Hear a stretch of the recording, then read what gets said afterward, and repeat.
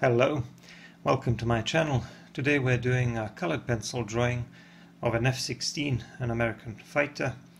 Let's get to it.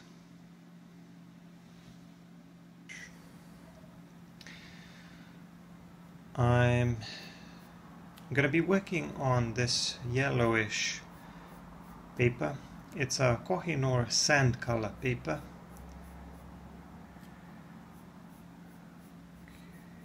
It's of pretty decent quality.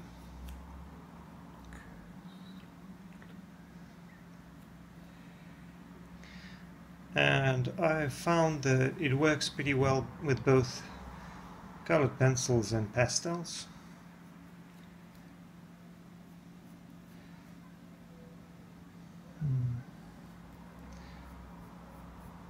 I'm doing the initial sketch with a grey colored pencil because the aircraft is going to be mostly grey, bluish grey. And the reason why I picked this yellowish sand color paper was because I wanted to have this F-16 flying over some sort of a desert terrain. So I'm going to use the color of the paper for the background. Naturally I'm going to be adding some other tones to it, but first I have to complete this sketch. So I started with the nose, and now I'm drawing the cockpit area, not putting in too much detail, just the basic shapes. I'm doing all of this freehand, and I'm kind of doing my best to get the proportions right. I'm going to simplify some of the details because this is not a technical drawing or anything. I'm just going to try to make a nice artistic rendering of an F-16 that looks pretty detailed and realistic. So here I had a bit of a dilemma what I was going to place under the wings, and eventually I decided to put a couple of these external fuel tanks and a few missiles at the end of the wings. And later you'll see me adjusting the size of these fuel tanks, but I won't do that until much later. So here I'm moving on to the wings and the horizontal stabilizers and the vertical stabilizer. So a word or two about the F-16's shape. You saw me draw a number of other fighter planes. This one has a single vertical stabilizer or vertical fin. And as for the wings, they also have some sorts of root extensions, I guess. The intake, a single intake, because this is a single engine aircraft. The intake is located under the fuselage.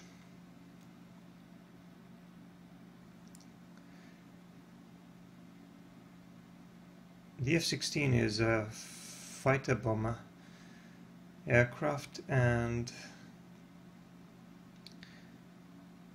considering its size, it actually carries quite a large payload. But I'm not going to put too much under the wings here because I couldn't be bothered with all the details. I just wanted to draw the aircraft and do a little bit of the background. I'm just making a few adjustments here and there in order to complete my sketch. But once I do that, I'm going to be moving on to the rest of the drawing and the shading and things like that. By the way, my footage here is a little bit blurry. It's going to get better. The camera will refocus eventually. By the way, the size of the paper is 9 × 12 inches, and as for the other materials, I'm mostly going to be using Staedtler colored pencils. I just want to explain quickly what I'm doing here in case you're a little bit confused. I'm using a white colored pencil to go over the top part of the paper because I want to make that area a little bit lighter. Why do I want to do that? Well, because I'm actually going to be going over that with a little bit of the blue, because I'm trying to create a little bit of an atmospheric effect so that we have a feeling of distance. So I'm going to have the terrain in the foreground a little bit darker, and I'm going to make it fade and turn a little bit more bluish further in the distance. But I couldn't just apply the blue immediately because it would only get too dark. This way I want the top part of the paper to be a little bit lighter. I want that part of the scenery to kind of fade into the distance. And I've already talked about the atmospheric effect in some of my previous landscape drawings in colored pencil, as well as other landscape drawings. As you can see, I did most of the blending with a Q-tip or just with my finger. And one of the advantages of these Staedtler colored pencils, and these are wax-based by the way, is that you can sort of blend them a little bit without actually using solvents. I mean, colored pencils in general don't blend very easily unless you use some sort of a solvent. I don't really like using those types of blending tools because I like dry media. So I'm just going to blend this white and blue a little bit and try to make that part of the background a little bit lighter and a little bit blurry and kind of bluish. So in order to make everything a little bit smoother and more even, to avoid creating too much texture, I also used a little bit of cross-hatching, a little bit more thorough shading, and eventually I decided to go over everything with another layer of white colored pencil. So basically I used the white colored pencil first, and then the blue pencil, and then the white colored pencil again, with a little bit of blending in between. And that's about as smooth as I'm going to make it, so there's not really too much you can do with colored pencils. Another thing that you can notice is that I forgot to tape down my paper, so it's kind of moving around, which is a little bit annoying, a little bit more annoying to me than it is to you, but eventually I remember to secure it with a tape. Now I used a brown pencil, a light brown pencil, to create some suggestions of terrain under the plane. I want it to look like it's flying at a fairly high altitude, and I'm just creating some light, vague suggestions of distant terrain, maybe some mountains or things like that. And again, I'm kind of making these fade in the distance as well. I'm blending that with a brush because I don't want any specific shapes or well-defined shapes. I don't want the background to be either too detailed or too distracting. I'm mostly going to be focusing on the aircraft. So as you can see in this phase, I mostly use the brush for blending. And now I'm going to use that gray pencil again to create some suggestions of mountain peaks. So these were just some slight variations in the terrain. Now I'm going to try to create some suggestions of maybe some mountains or some rocky terrain in the desert, because most of it is going to be kind of looking like a desert, but with a few rocky elements here and there, maybe like some mountains or things like that. I'm just going to place those randomly here and there just to make the terrain down below a little bit more interesting.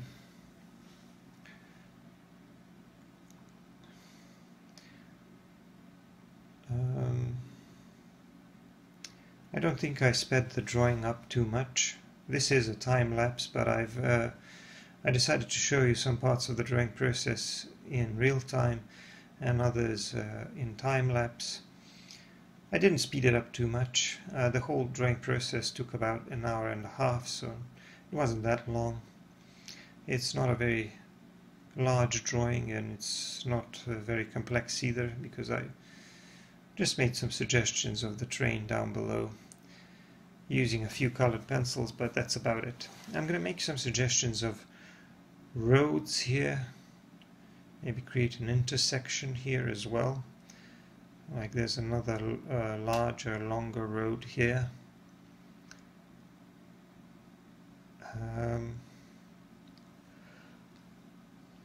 Some distant roads in the desert, I guess.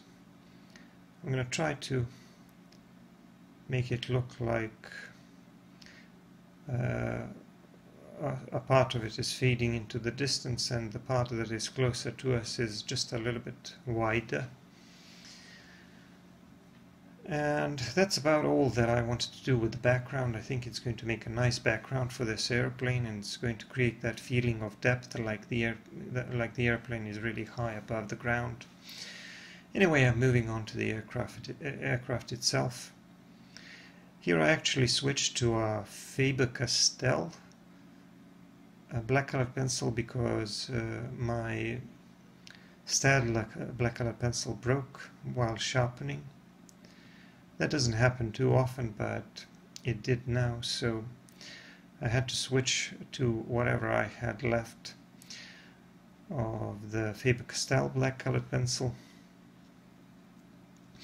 And you can see that I've started with this black colored pencil first to put down some of the darkest areas, because now that I have a sketch and I'm pretty sure that the sketch is looking okay, I decided to go in a little bit more boldly and put in these darkest areas first. And these darkest areas are some of the shadow areas under the wings, around the air intakes, and the cockpit. And there are some other shadow areas as well, which are going to be fairly dark. But now I'm moving on to the nose, and there's going to be a lighter area here where there's a little bit of a reflection, so I used a white colored pencil first, and then I'm going on top of that with a gray colored pencil. Eventually I'm going to try to subdue that highlight a little bit, because I felt that it looked just a little bit too shiny. So I'm going to be going back in and modifying it, and as you can see here and there, I also added a touch of blue here and there, as well as black, just to increase the range of value and add a little more volume to my main subject. The cockpit itself is going to have a few lighter areas, like this reflection here in the middle. And I'm not going to do too much to the cockpit. I'm just going to create some suggestions of shapes inside the cockpit, like this guy sitting inside, the pilot, and some suggestions of his seat and the head-up display and some other stuff. But I just want to make it look like it's made out of transparent glass and like there's a reflection on it. So that'll do, I think. Anyway, I'm moving on to the rest of the aircraft. Mostly working on the nose now. So the aircraft has a bit of a camo pattern. So some of it is light gray, and the other part of it is a little bit darker bluish grey. I don't really know whether that is an actual camo pattern or some kind of a coat of paint that also has some maybe some other properties like reducing the radar detection or something like that. I don't really know much about that. So if somebody knows, you can tell me in the comments. Anyway, I'm just going to do the best I can based off the reference photos that I have in front of me. And I'm just going to continue to shade the rest of the nose here. So here there's going to be a little bit of shadow here on the other horizontal stabilizer, and this area here under the wings or under the root extensions is also fairly dark because there's also a little bit of shadow there as well. So as you can see, when you have a toned paper like this, and this is toned paper, this is a sand color paper. Mind you, this is not sanded paper, it's regular cotton paper. It's decent quality paper, but it's just of sand color. When you have a toned paper like this, colors really tend to show up nicely, especially lighter ones, and it's actually easy to create a nice range of value when you already have some kind of a mid-tone. If I were doing this on a white piece of paper, I would first have to do quite a bit of both coloring and shading of the background in order to achieve what I've already achieved here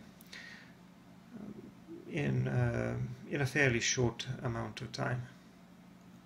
So I'm adding some missiles on these tips of the wings, and I also added some of the lighter details using a white gel pen because while I was pressing with some other colored pencils, I found that it was difficult for me to bring back those lighter values, so I had to go back in with a white gel pen to create areas that are really white and that appear a lot lighter than the rest, so that they can really stand out against the background.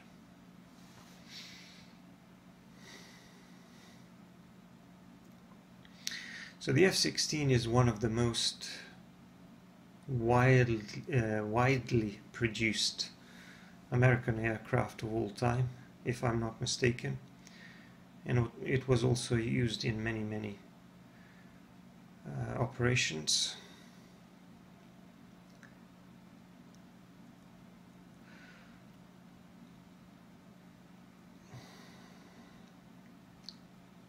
Since it was produced, it has there were many versions, and it has undergone a process of modernization many times, but it is now largely considered, I wouldn't say obsolete, but obsolescent, in the process of becoming obsolete, I guess. Although I think that in general the advancement of the military technology has slowed down quite a bit over the past couple of decades in comparison to the 20th century, especially the second half of the 20th century. So you can see that I'm trying to make the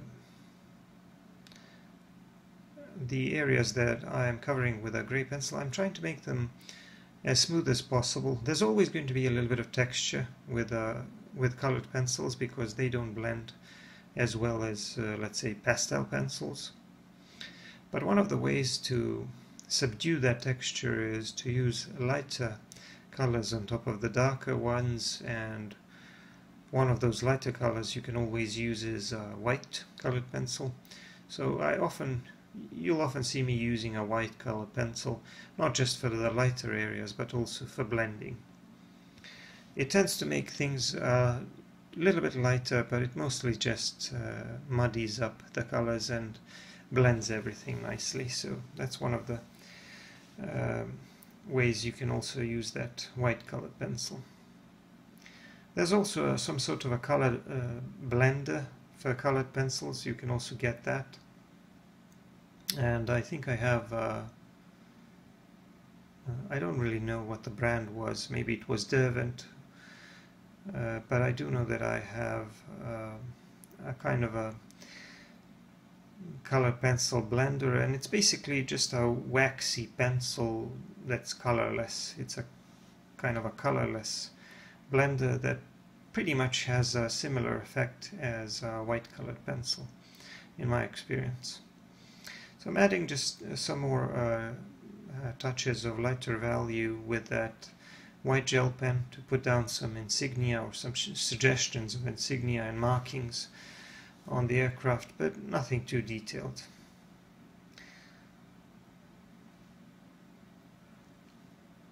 And you can see that in addition to the gray, to this combination of the gray and white, I'm also using the black here and there for some of the darker areas and shadow areas, so that I can kind of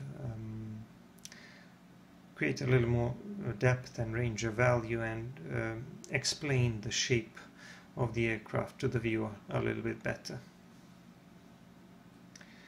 So the whole drawing didn't take that long because the aircraft itself is not very large on this particular paper, and the paper itself is also not very large. But I still think it will turn out to be a fairly detailed and realistic looking drawing.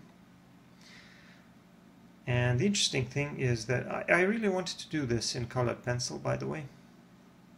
And the interesting thing is that I already did a similar painting, a painting very similar to this scene. It was also an F-16, also flying over the desert.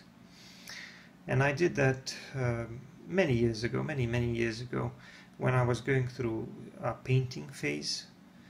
And during that phase I did a couple of paintings in gouache, and these were mostly paintings of aircraft. I remember that I did a painting of an F-16 and a Mirage 2000, but other than those two I don't remember what else it was that I did. But I don't know what happened to these paintings, but I do remember that they turned out pretty nicely, so I kind of wanted to reminisce a little bit and recreate a similar image, but this time using a colored pencil technique, which has some advantages and disadvantages in comparison to gouache, because when you paint you can usually cover large areas very quickly, but the thing is that colored pencils give you a lot of control and precision, so if you want more accuracy and more details, colored pencils are probably a better choice. You can see a nice shadow that I created there under the wing on that external fuel tank under the left wing, or the wing on the right. And now I'm just going over the wing and trying to subdue some of that texture to make the wing look a little bit smoother before I move on to some of the finishing touches.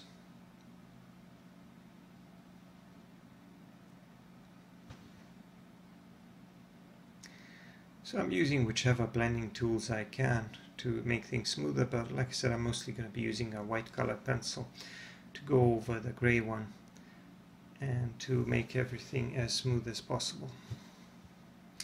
Another technique that you can use with colored pencils obviously is you can shade a little more patiently and a little more thoroughly using a tapered stroke and cross-hatching.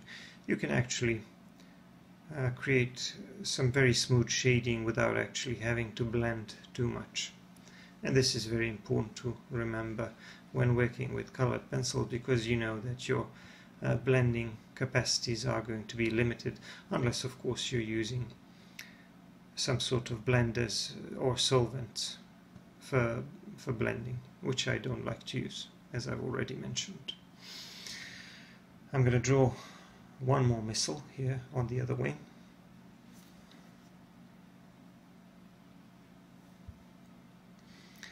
and I'm just trying to refine the shape of the cockpit a little bit.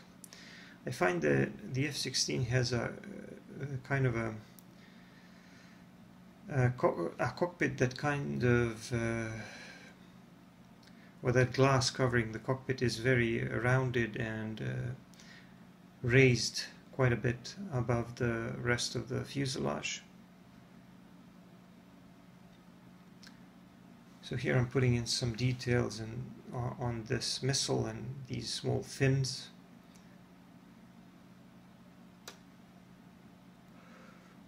The F-16 has quite a few of these attachment points where you can hang these missiles and bombs and things like that.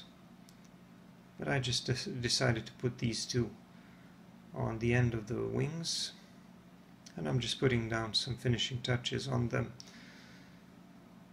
because they are rather small and I can't really make out too much in my reference photo, so I'm not going to try to make them very detailed. At this point I kind of realized that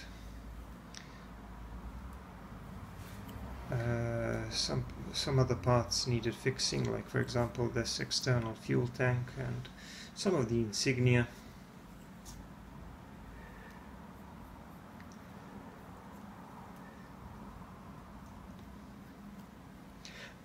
Sorry. And I also used that white colored pencil for some of the finishing touches to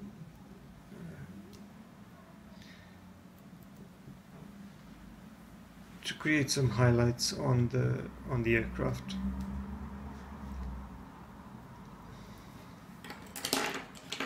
To make it look more like it's actually made out of metal. Although the aircraft itself is mostly matte in terms of color, probably because of that coat of great paint, which, like I said, may have some other important properties.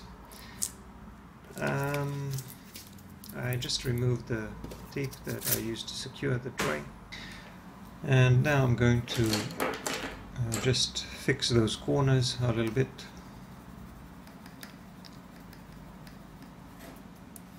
And try not to mess them up too much. The drawing is done. I think the terrain turned out really nice because there's not too much detail there, but there are still some suggestions of some shapes down below. And all I have left is to sign the drawing. I'm going to do that with a black colored pencil. That'll be it. That's the finished drawing. Thank you for watching. Don't forget to subscribe, and also don't forget to check out my other videos. I'm going to see you in the next one. Bye for now.